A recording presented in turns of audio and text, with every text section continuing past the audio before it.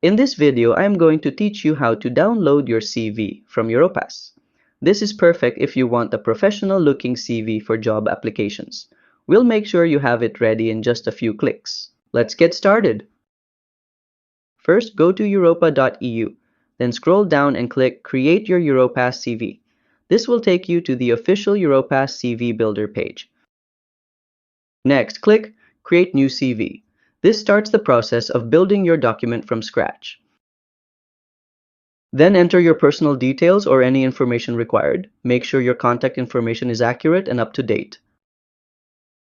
If you're already okay with it, click Next. This will save your progress and move you to the next section.